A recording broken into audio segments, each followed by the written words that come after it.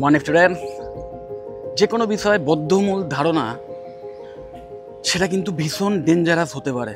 নিশ্চয়ই একচেটিয়া বাজার বা মনোপলি সম্পর্কে তোমরা জানো, যে কোনো একটা কোম্পানি বা তার কোনো একটা প্রোডাক্ট, সেই প্রোডাক্ট সম্পর্কে মানুষের মধ্যে এমন একটা ধারণা হয়ে গেছে যে সেটাই হচ্ছে বেস্ট, সেটা ছাড়া আর কোনো অপশান নেই। এবার এই মনোপলি কিন্তু কাস্টমারদের জন্যও যেমন ক্ষতিকর, তেমন কোম্পানির জন্যও কিন্তু ভীষণভাবে খারাপ। কারণ সেই কোম্পানি হয়তো একটা সময় দুর্দান্ত প্রোডাক্ট বানাতো, কিন্তু আলটিমেটলি যখন বুঝে গেছে যে আমার প্রোডাক্ট ছাড়া আমি যাই বানিয়ে দিই সেটা ছাড়া অন্য কোনো অপশান নেই, আর কেউ কিছু কিনবে না, তাহলে কিন্তু আস্তে আস্তে তার প্রোডাক্টের কোয়ালিটি ডিটোরিয়েট করতে পারে। সেই অবস্থায় অনেক সময় অন্যান্য কোম্পানি কিন্তু উঠে আসতে পারে এমার্জিং কোম্পানি হিসেবে, আরও ভালো প্রোডাক্ট তৈরি করতে পারে। কিন্তু সেখানে একটাই ব্যাপার খেয়াল রাখতে হবে, যে সেই কাস্টমারদের যেন মাইন্ড ওপেন থাকে, বদ্ধমূল ধারণা যেন না থাকে। তো বদ্ধমূল ধারণা আর মনোপলির সঙ্গে একটা ভীষণ সংযোগ রয়েছে। তো সেম ব্যাপার কিন্তু কলেজ নির্বাচনের ক্ষেত্রেও একই ব্যাপার। তো আশা করি আমি কি বলতে চাইছি তোমরা বুঝতে পারছো, যে অনেকেরই ধারণা হয়ে গেছে যে পার্টিকুলার কিছু কলেজ ছাড়া, বিশেষ করে প্রফেশনাল ডিগ্রি কোর্সের ক্ষেত্রে, বিটেকের মতো কোর্সের ক্ষেত্রে অনেকেরই ধারণা যে অমুক অমুক অমুক কলেজ ছাড়া বাকি সব কলেজই খারাপ, এই কলেজ থেকে পড়ে কোনো লাভ নেই। তার চেয়ে বেশি ভ্রান্ত ধারণা আর হয় না। আর মাথায় রাখবে যে কলেজের চেয়েও বেশি ইম্পর্টেন্ট হচ্ছে কোন স্পেশালাইজেশন পাচ্ছ।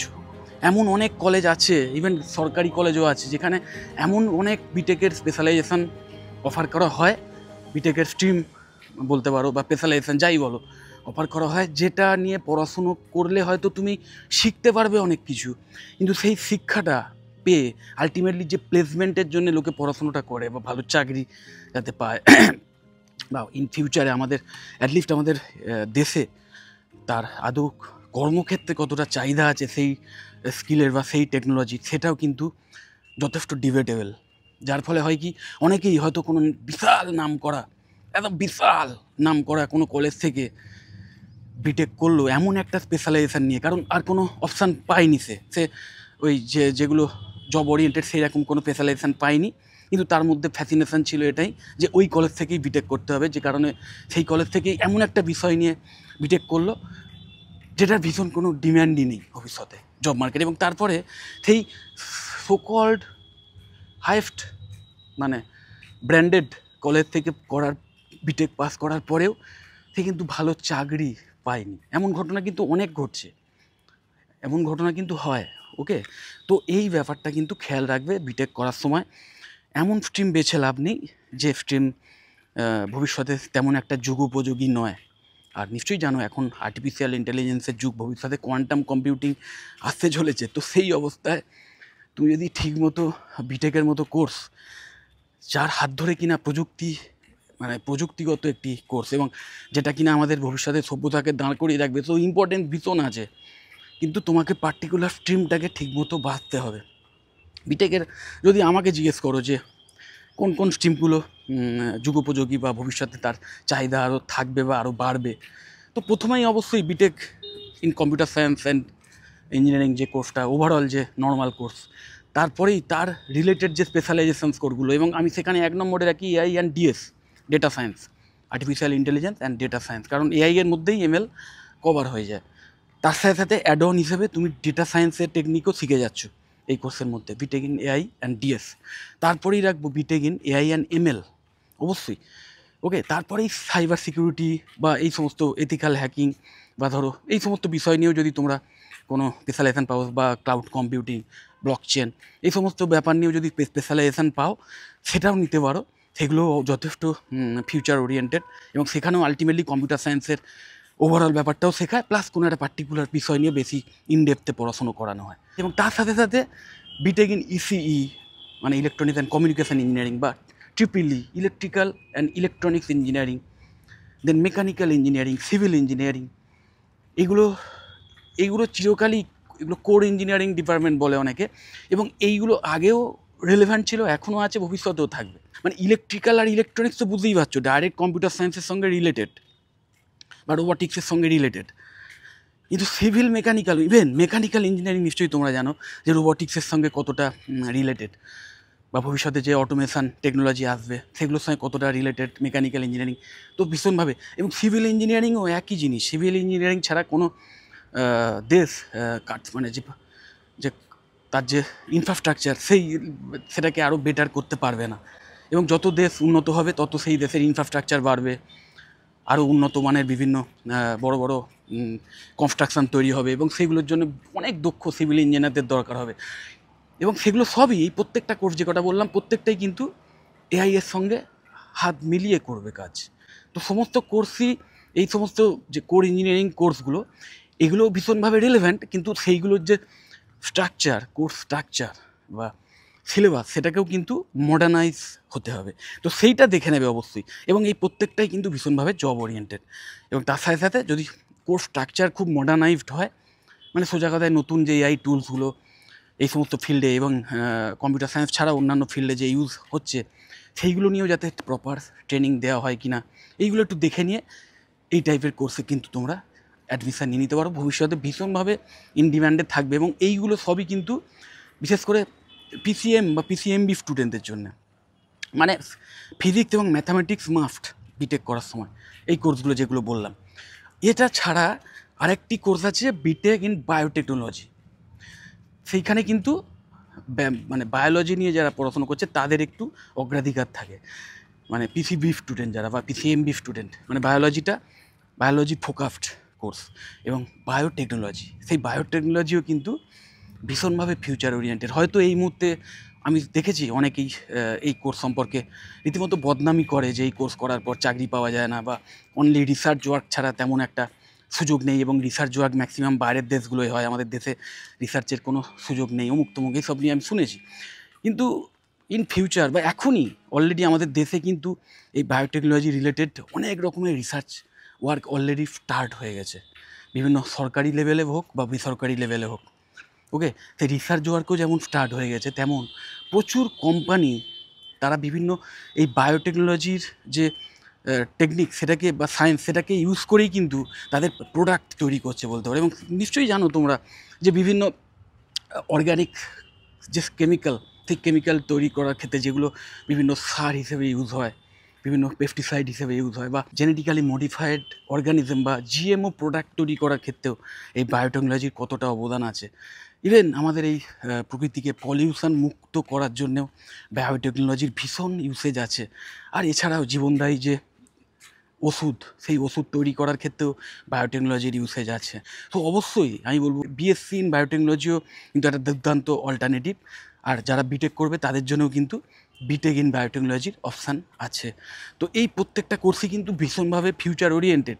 এবং ওই যেটা বললাম যে ওই কলেজ নির্বাচনের ক্ষেত্রে তোমাদের দেখে নিতে হবে যে এই কোর্সগুলো পার্টিকুলারলি, এগুলো ছাড়াও হয়তো আরও বেশ কিছু কোর্স আছে, সেগুলো তোমরা দেখে নেবে। কিন্তু ওইটাই খেয়াল রাখতে হবে তোমাদের যে কোর্স নির্বাচনের ক্ষেত্রে যে যে সেই কোর্স করার পর যে স্কিলগুলো তোমরা বিল্ড করবে সেটার ভবিষ্যতে ইন ফিউচার সেগুলো জব মার্কেটে ডিম্যান্ড আছে কি না, সেটাই মেন জিনিস। এবং সেটাই কোনো কলেজে অ্যাডমিশান নেওয়ার ক্ষেত্রে প্রথম প্যারামিটার হওয়া উচিত, যে এই কলেজে পার্টিকুলার এই কোর্সগুলো করানো হয় কি না। আইআইটি খড়গপুরে পেলে কিন্তু এমন একটা স্পেশালাইজেশান পেলে যেই স্পেশালাইজেশানের ভবিষ্যতে কোনো ডিম্যান্ড নেই, যেটা করার পর চাকরি পাওয়ার তেমন সুযোগ হবে না, সেটা করে লাভ নেই। ওই লোককে পরে বলতে পারবে যে আমি ওই আইআইটি খড়গপুর থেকে বিটেক করেছি। ওকে, তো সেই রকম ওই সাজিয়ে রাখার জন্য একটা সার্টিফিকেট সাজিয়ে রাখার জন্য 4 বছর পড়াশুনো করবে, এমন তো করে লাভ নেই না। আগে কোর্স নির্বাচন করো, প্রপার স্ট্রিম নির্বাচন করো, তারপরে কলেজের প্রায়োরিটিটা রাখো। ওকে, এবং মাথায় রাখবে যে কোনো কলেজ থেকে যদি তুমি সিরিয়াস হও পড়াশুনোর ক্ষেত্রে, সত্যিকারের শেখার ইচ্ছে থাকে, এবং কম্পিউটার সায়েন্স রিলেটেড কোনো কোর্সে যদি অ্যাডমিশান নাও, সেক্ষেত্রে তো আরও বেশি আমি বলবো কলেজের রোল সেখানে অনেক বেশি নগণ্য হয়ে যায় আমি বলবো। মানে কারণ কলেজের অবশ্যই সেখানে যদি বেশি পাও অবশ্যই ভালো, কলেজে যদি ফ্যাকাল্টি মেম্বারের সান্নিধ্য পাও, সেরকম এক্সপিরিয়েন্স ফ্যাকাল্টি মেম্বার পেয়ে যাও, এবং সেরকম যিনি মোটিভেশান দিতে পারবেন তোমাদের, এবং যিনি অনেক বেশি ইন্ডাস্ট্রি ওরিয়েন্টেড হবেন। কারণ এটাও দেখা যায় যে ম্যাক্সিমাম কলেজে যে ফ্যাকাল্টিরা পড়ান তাদের পিএইচডি হয়তো ইভেন করা আছে, ওকে, ডক্টরেট, কিন্তু কোনো ইন্ডাস্ট্রির সঙ্গে কাজ করার মানে প্র্যাকটিক্যাল ওয়ার্ক করার কোনো এক্সপিরিয়েন্স নেই, ইন্ডাস্ট্রিতে কীভাবে কাজ হচ্ছে সেটা জানে না। তো তার ফলে আলটিমেটলি তোমরা বিটেক করছো যাতে কমপ্লিট করার পরই কোর্সটা যে একটা চাকরি পেতে পারো। তো যিনি নিজে সারা জীবন ধরে একাডেমিক লাইনেই পড়াশুনো করেছেন, পিএইচডি করেছেন, কোনো দিন ইন্ডাস্ট্রিতে চাকরি করেননি, কাজ করেননি, তিনি তোমাদের কতটা সেই প্রফেশনালিজম শেখাতে পারবেন সেটা নিয়ে যথেষ্ট সন্দেহ আছে।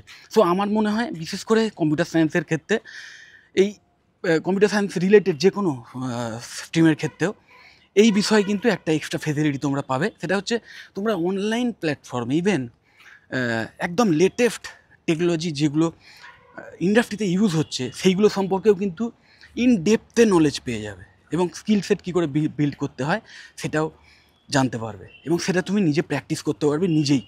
তো আমি যেটা বলেছিলাম যে যে কম্পিউটার সায়েন্সের ক্ষেত্রে বা এই রিলেটেড কোনো স্ট্রিমের ক্ষেত্রে যদি কোথাও কোনো কলেজে অ্যাডমিশান নাও, সেখানে তোমার নিজের ইনিশিয়েটিভটাই কিন্তু মেন।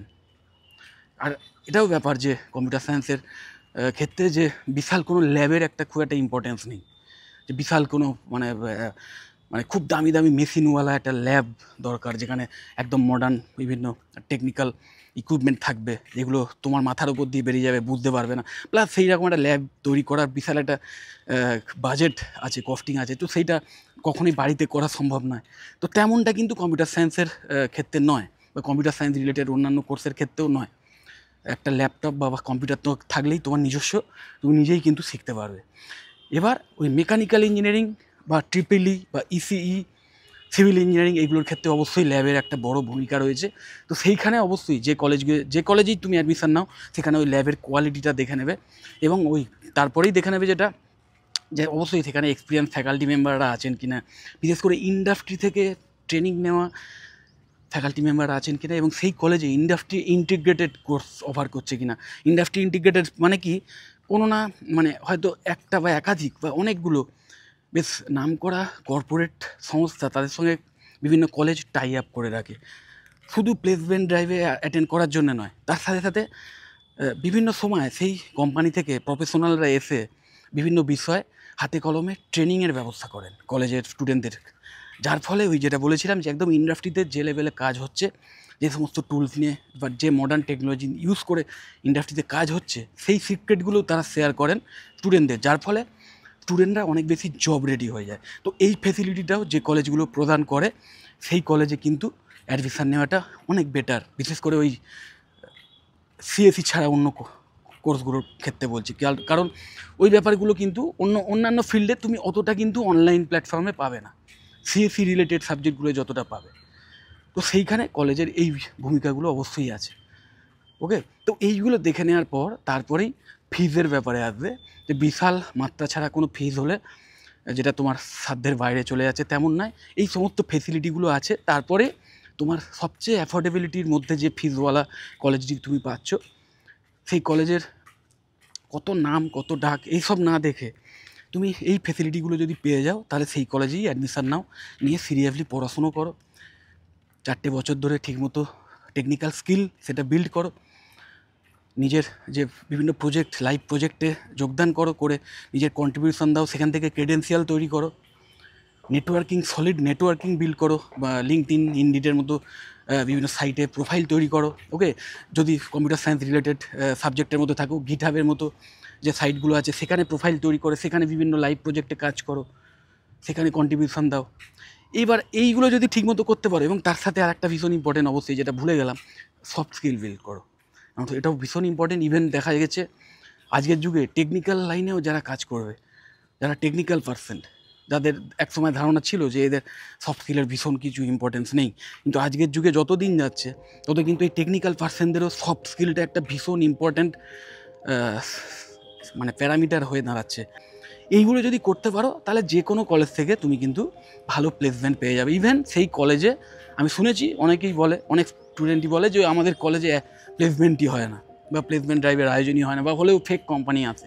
তো এমনটাও যদি হয়, যদিও খুব হাতে গোনা কয়েকটা কলেজেই হয়তো এমন ঘটনা ঘটে, ম্যাক্সিমাম কলেজেই মানে জেনুইন প্লেসমেন্টই হয়, এবং সমস্ত প্রাইভেট কলেজই হার্ড অ্যান্ড সোল চেষ্টা করে যাতে ভালো কোম্পানি আসে, যাতে তাদের স্টুডেন্টরা প্লেসমেন্ট পায়, তার জন্য কমপ্লিট যা অ্যাসিস্ট্যান্ট দেওয়ার সবটাই চেষ্টা করে যে কোনো প্রাইভেট কলেজ, কারণ তারাও জানে যে স্টুডেন্টরা যত বেশি ভালো প্লেসমেন্ট পাবে বা ভালো পড়াশুনো করে শিখে একটা ভালো জায়গায় চাকরি পাবে, তত পরের বছর স্টুডেন্টরা বেশি ভর্তি হবে বা সিটগুলো বেশি ফিল আপ হবে। তো তাদের একটা এই আর্জটা এমনিতেই থাকে, ওকে। এবং এথিক্যাল দিকটা তো আছেই। তো সব দিক মিলে কলেজ সবসময়তেই চেষ্টা করে, কিন্তু তাও আমি যদি ধরে নিই যে সেই কলেজে প্লেসমেন্ট হচ্ছে না, তাও আজকের যুগে চাকরি যদি তোমার কোয়ালিটি থাকে, যদি তোমার প্রপার স্কিল বিল্ড হয়ে থাকে কোম্পানিতে কাজ করার জন্য, এবং সত্যি তুমি নলেজেবল হও, তাহলে আজকে চাকরির খোঁজ সেটা কিন্তু অনলাইন প্ল্যাটফর্ম থেকেই প্রচুর পেয়ে যাবে। ওই যে যে জব সার্চিং যে পোর্টালগুলো আছে বা ওই লিঙ্কডইনের মতো যে প্রোফাইলগুলো আছে, সেখান থেকেই তোমরা বিভিন্ন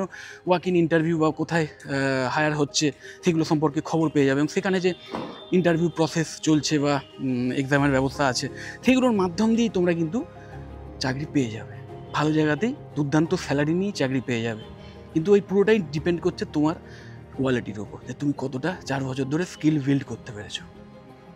এটাই হচ্ছে সহজ হিসাব। তো যাই হোক, যদি এই সমস্ত কোর্স নিয়ে আরও কিছু ডিটেলে জানতে চাও বা বিটেক ছাড়া অন্য কোনো প্রফেশনাল ডিগ্রি কোর্স নিয়ে জানতে চাও, এবং এমন কোর্স নিয়ে জানতে চাও যে কোর্স আর্টস বা সায়েন্স নিয়ে ক্লাস 12 পাস করার পরে করা যায়, কিন্তু সেই কোর্স করার পরেও বিটেকের মতোই দুর্দান্ত প্লেসমেন্টের অফার পেতে পারো, তো এই সমস্ত বিষয় যদি আমার থেকে আরও ডিটেলে কিছু জানতে চাও, তাহলে অবশ্যই আমাকে কল বা হোয়াটসঅ্যাপ করো, আমি তোমাদের অবশ্যই হেল্প করে দেবো। যদি মনে হয় ভিডিওটা হেল্পফুল, অবশ্যই লাইক করো। চ্যানেলটা যদি সাবস্ক্রাইব না করে থাকো, এক্ষুনি সাবস্ক্রাইব করে নাও। আর এই ভিডিওটা যতটা পারো শেয়ার করে দিও। টাটা।